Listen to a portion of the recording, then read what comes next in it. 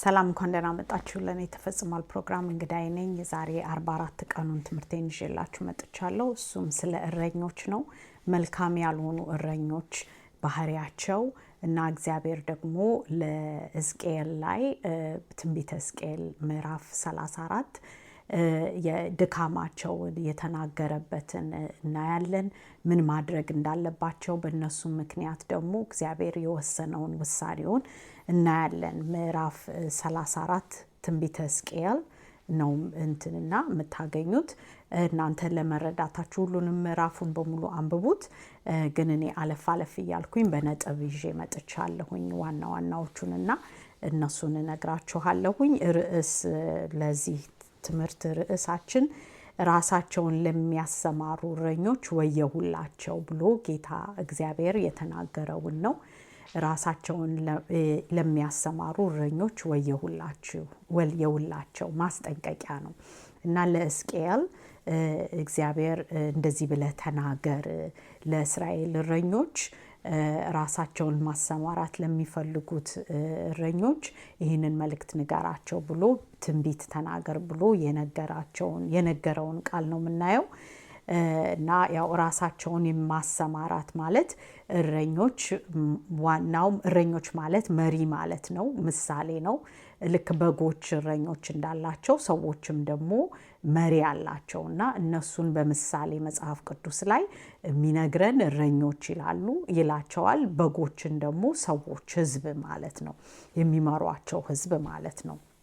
እና በአዲሱ ኪዳንም ላይ እንደዚህ ይላል ጌታ ኢየሱስ ክርስቶስ መልካም እረኛ እኔ ነኝ ብሎ ያለውን ነው። እና ነፍሴን አሳልፌ እሰጣለሁኝ፣ መልካም ያልሆነ እረኛ ደግሞ በእንትን ተኩላዊ ሲመጣ በጎቹን ሸሽቶ ይሄዳል የሚል ነውና ባህሪ ያላቸው መልካም እረኞችና መልካም ያልሆኑ እረኞች ባህሪ ያላቸውና እግዚአብሔር እዚህ ጋር ለመልካም ላልሆኑ እረኞች ባህሪያቸውን እንዲያስተካክሉ ወይም ደግሞ በመልእክት ሊልክላቸው ፈልጓልና እሱን ነው የምናየው።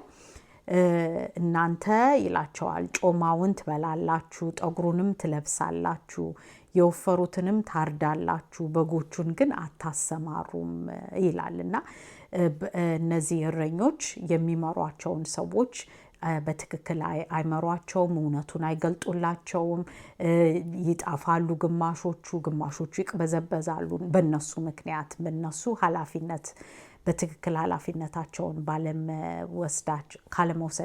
ካለመውሰዳቸው የተነሳ ኃላፊነታቸውን ስላልወሰዱ እነሱ ለበጎቹ መቅበዝበዝ ምክንያት ሆነዋል፣ ለበጎቹ መጥፊያ ምክንያት ሆነዋል ነው የሚለው።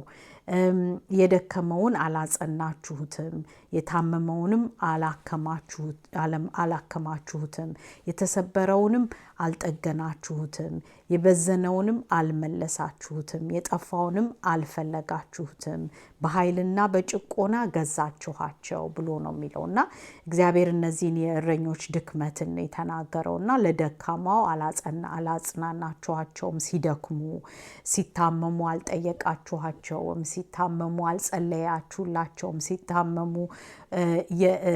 በዘይት አድርጋችሁ ጸልዩላቸው ነው የሚለውና መጽሐፍ ቅዱስ ላይ ለመሪዎች፣ ለቤተ ክርስቲያን መሪዎች፣ ለቄሶች፣ ለሽማግሌዎች፣ ለፓስተሮች፣ ለመጋቢዎች እንዲህ ነው ማድረግ ያለባቸው። ሰው ሲታመም መጸለይ አለባቸው፣ የደከመውን ማጽናናት አለባቸው፣ የተሰበረውን ልባቸውን ያዘነውን ሰዎች እንትን ማለት አለባቸው።